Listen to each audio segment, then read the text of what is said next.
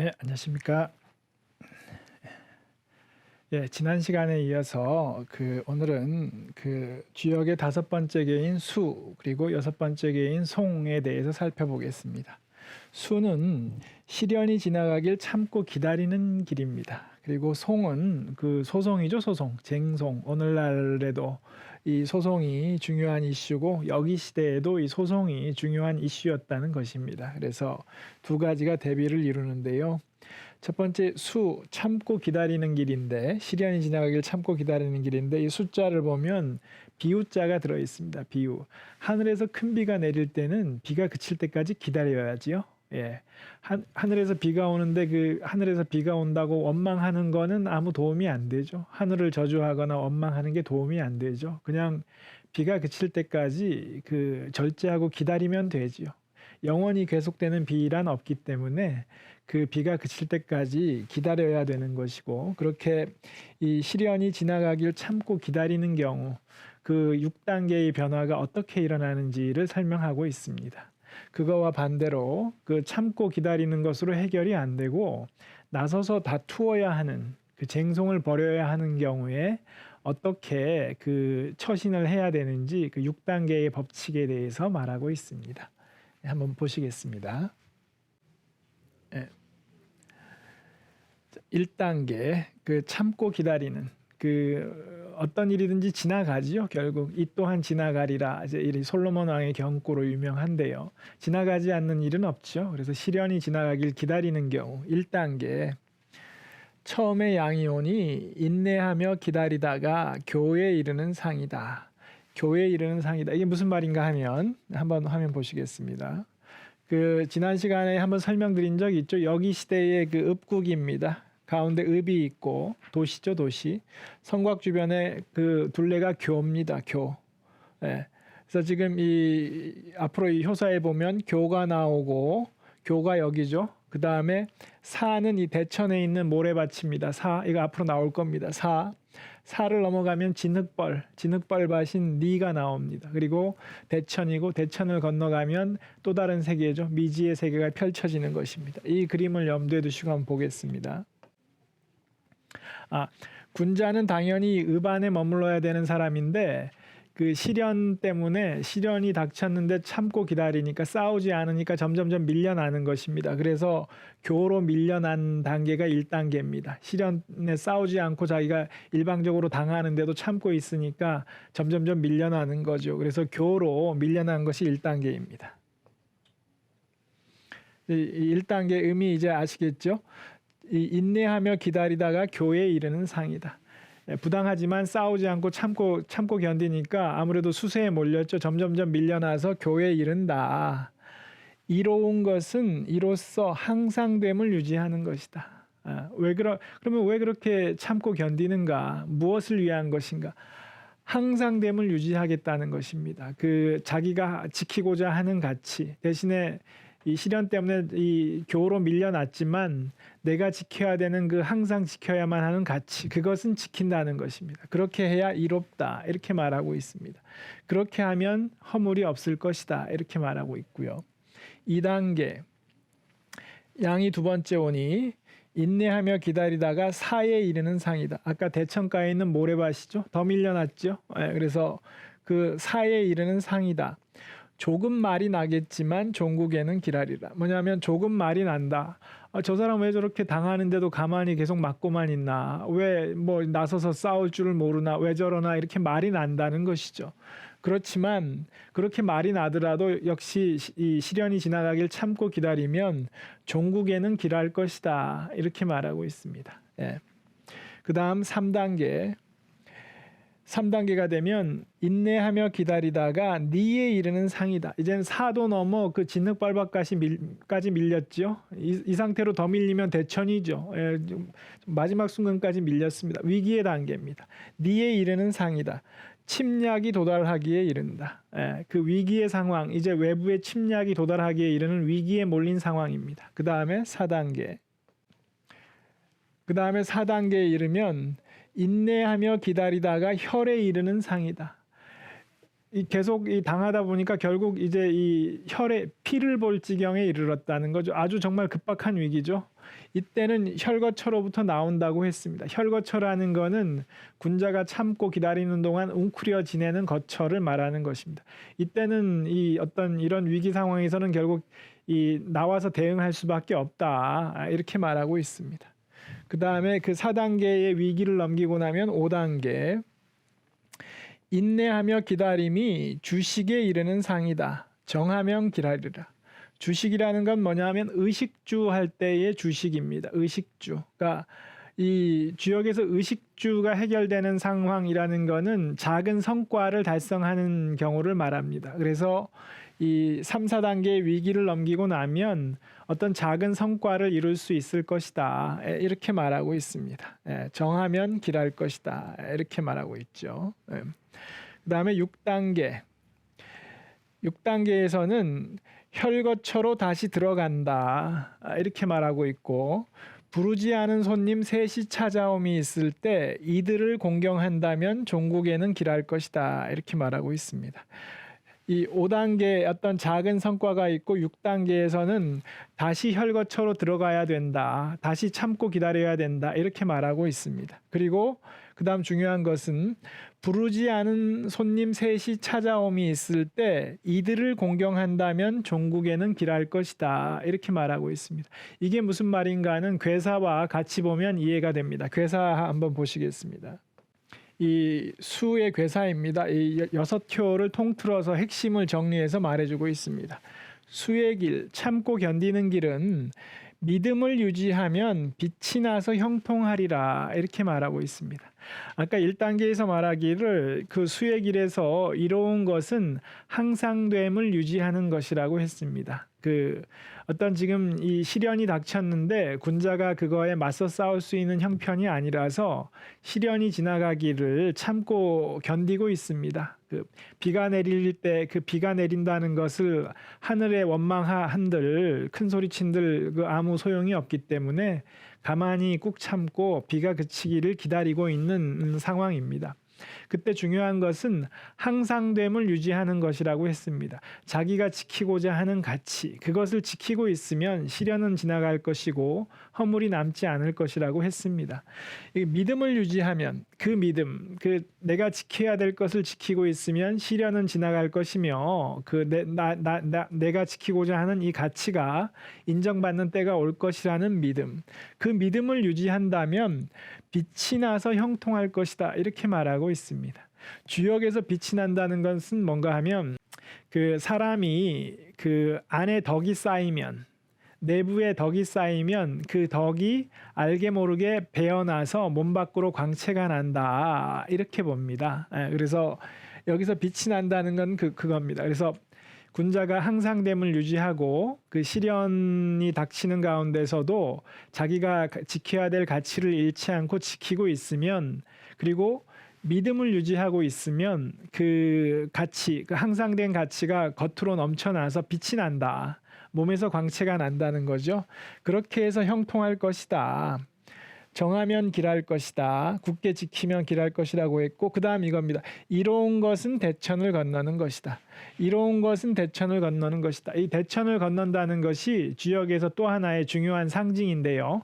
한번 앞서 그림을 한번, 여기 이게 대천이죠. 예.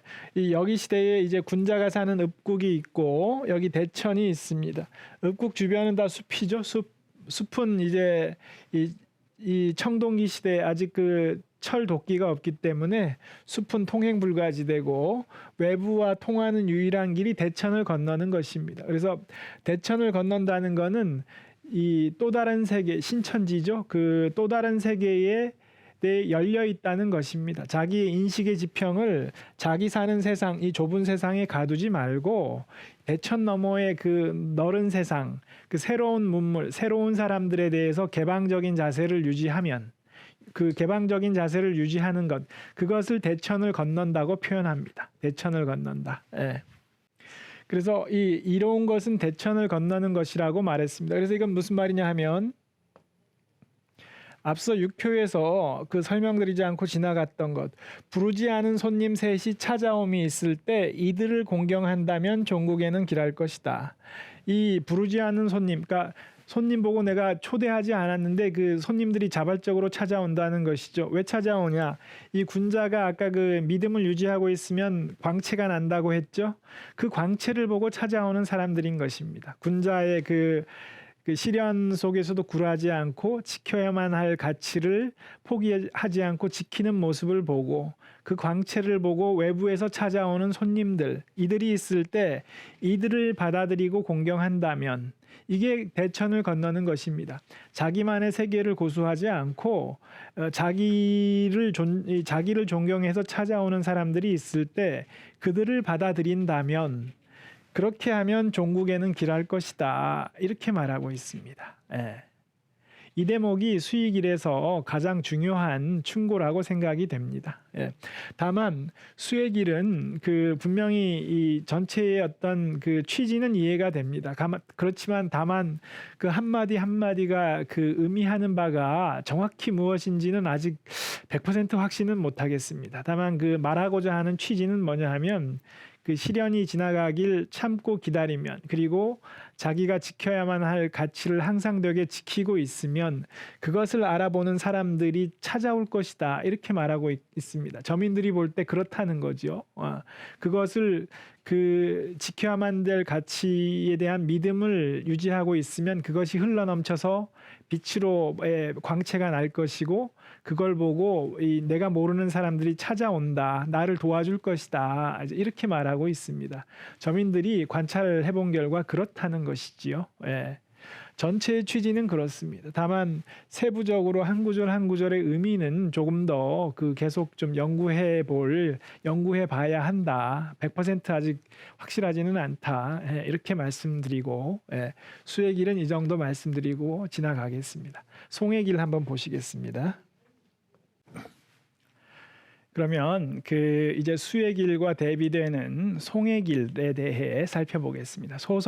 소송의 길이죠. 현대에서도 이 어쩔 수 없이 이 중요한 화두인 소송인데 한번 중요한 화두라기보다는 무시할 수 없는 뭐 주제라고 할 수 있겠죠. 무시할 수 없는 주제인 소송의 길. 그 여기 시대의 저민들이 소송의 길에 대해서 어떻게 충고하는지 한번 살펴보시겠습니다. 소송의 길 1단계. 처음에 의미오니 사고 난 바를 오래 끌지 말라. 조금 말이 나겠지만 종국에는 길할 것이다. 이렇게 말하고 있습니다. 처음에 어떤 사고가 났습니다. 일어나지 말아야 할 사단이 나고 만 것이죠. 소송거리가 생기고 만 것이죠. 그거에 대해서 오래 끌지 말아라. 조금 말이 나겠지만 종국에는 길할 것이다. 이 조금 말이 난다는 건 앞서 말씀드렸죠. 만약 이 군자가 어떤 사고가 났는데 군자가 좀 사람들이 볼 때 너무 양보해서 끝을 내버리면 말이 난다는 거죠. 아이, 저 사람 뭐 바본가? 왜 저렇게 자기가 손해인데 저렇게 쉽게 타협하고 마나? 저거 굴보가 아닌가? 이제 이런 말들이 난다는 거죠. 그렇게 말이 날지언정 사고 난 바를 오래 끌지 말고 빨리 마무리 지어버리면 길할 것이다. 이렇게 말하고 있습니다. 뭐냐면 소송으로는 안 가는 게 좋다는 것입니다. 소송이라는 게 이겨도 결국 그 상당히 이 어떤 인생의 타격을 입고 말지요. 그렇기 때문에 자기가 좀 손해를 보더라도 빨리 타협하고 좀 손해 보더라도 마무리 짓는 것이 종국에는 길할 것이다. 이렇게 말하고 있는 것입니다. 조금 말이 나겠지만 종국에는 길할 것이다가 그겁니다. 아, 저 사람 좀 바보같이 자기가 크게 손해 보면서 타협했다. 이런 말을 들을지언정 타협하는 것이 종국에는 길하다. 싸워서 이기는 것보다도 낫다. 이렇게 말하고 있습니다. 두 번째, 양이 두 번째 오니 쟁송을 버려 이기려 하지 않고 돌아가서 달아나는 상이다. 그 읍인 300호가 잘못됨을 면하리라. 그 읍인 300호는 뭐냐 하면 군자가 읍을 이끌어가는 읍제입니다. 읍제라는 건 뭐냐 하면 그 고대의 읍을 다스리는 총책임자 읍제가 군자가 작은 읍 하나를 다스리도록 그 왕한테 위임을 받은 것입니다. 왕의 제후로서 읍제로 봉해진 거죠. 그래서 군자에게는 책임져야 되는 읍인 300호가 있다는 거죠. 오늘날로 치면 가장이 책임져야 되는 가족이 있다는 거죠. 그래서 이 단계는 뭐라고 말하냐 하면 분명히 자기가 억울하기 때문에 소송을 거리가 분명히 되는데 이거 소송 안 하면 굴복인데 그럼에도 돌아가서 달아나면 굴복할지언정 소송을 피해서 도망쳐라. 그러면 그렇게 하면 네 가족이 잘못됨을 면한다. 이렇게 말하고 있습니다. 이럴지언정 소송은 하지 말고 도망가라는 얘기를 하고 있습니다. 왜? 그게 굴복일지언정 그걸로 인해서 가족들이 재앙을 면한다는 거죠. 그렇지 않고 내가 억울해서 싸우겠다, 나의 명예를 위해서 싸우겠다 하면 명예를 지킬 수 있을지언정 그 때문에 가족들이 고생을 한다. 이렇게 말하고 있는 것입니다. 소송의 길 2단계. 소송하지 말고 도망가라는 것입니다. 도망감으로써 소송을 피할 수 있다면 도망가라. 이렇게 말하고 있습니다. 3단계. 음이 세 번째 오니 그동안 쌓아둔 옛 덕을 먹고 사는 상이다. 정하면 위태로우나 종국에는 길할 것이다. 무슨 말이냐면 3단계에서도 역시 소송을 피하는 것입니다. 그러니까 계속 압박을 당하는 점점 자기가 이제 불리한 지경에 몰리는데도 3단계에서도 소송을 안 하고 버틴다는 것입니다. 그러면 사람들이 좀 저 사람 바보 아니야? 아니 왜 저 싸울 줄도 모르나? 이제 이런 말들을 듣는다는 것입니다. 그렇지만 그동안 쌓아둔 옛떡을 먹고 산다. 그동안 군자가 쌓아온 그 어떤 군자의 그게 지난 역사가 있기 때문에 당장은 저 사람 왜 저러지 좀 바보 아니야 이러지만 그래도 그 사람 옛날에 이러이러했기 때문에 훌륭한 사람이야 이렇게 어느 정도 버틸 수 있다는 얘기입니다. 옛떡을 먹고 산다는 건 그런 의미죠. 그리고 정하면 소송을 안 하려고 자꾸 피하면 정하면 위태롭지만 계속 물러서고 있죠. 계속 물러서고 있기 때문에 이 3단계가 되면 위태로운 지경이 된다는 것입니다. 그렇지만 소송을 안 하면 역시 종국에는 길할 것이다. 3단계까지도 피하는 것이 좋다는 얘기입니다. 그리고 간혹 왕이 일에 종사할 때는 성하려 들지 말아야 한다. 혹종왕사 무성유종, 이거 지난 고내길에서 살펴본 표현입니다. 무성유종. 여기서 성이라는 건 뭐냐 하면 자기가 애써 뭘 이루려고 하는 것입니다. 그렇게 하지 말라는 거죠. 그 다음에 왕의 일에 종사한다는 거는 고내길에서 설명을 드렸는데 주변의 여러 대립되는 의견을 공평무사하게 중재하는 것, 그것이 왕의 일입니다. 그래서 3단계는 무슨 말이냐 하면 소송에 벌어진 상황을 스스로 나서서 이 타협을 해보려고 시도한다는 것입니다. 상대방과. 타협을 하려고 할 때는 그게 왕의 일입니다. 중재하는 거니까 스스로 할 때는 자기가 애써서 이루려 하지 말라는 것입니다. 이거는 한번 설명드렸죠. 자기가 애써 이루려 하지 말고 주변 여건에 의해서 저절로 그게 되도록 유도하라는 것입니다. 상대방과 타협할 때 자기가 어떤 인위적으로 이걸 너무 애써 이루려고 해도 잘 안 된다는 것입니다. 그러지는 말고 이게 타협이 되면 좋지만 너무 또 그걸 억지로 하면 오히려 탈이 나니까 그러지는 말고 잘 한번 스스로 타협이 되게끔 한번 해보라는 것입니다. 말로 설명하려니까 좀 쉽지 않네요. 이게 하여튼 그 다음 4단계. 4단계는 뭐냐 하면 4단계에서는 쟁송을 벌여 이기려 하지 않고 관계를 회복해서 명에 나아가면 원한이 풀릴 것이다. 무슨 말이냐 하면 명에 나아간다는 거는 나보다 상급자가 내리는 게 명입니다. 그렇죠? 그러니까 앞서 3단계는 내가 스스로 나서서 상대방, 소송 상대방과 한번 타협을 하려고 하는 게 3단계였죠. 그게 안 되면 4단계에서는 그 사람과 나의 상급자한테 가서 중재를 받으라는 것입니다. 오늘날 법률 용어로 치면 법원에서 소송을 하지 말고 왜 법원에서 중재하는 거 있죠? 그겁니다. 개념이. 그러니까 그러니까 3단계에서는 그 사람하고 나하고 한번 타협을 시도해 봤는데 그게 잘 안 되면 4단계에서 할 수 있는 일은 그 두 사람의 상급자를 찾아가서 중재를 해달라고 하라는 것입니다.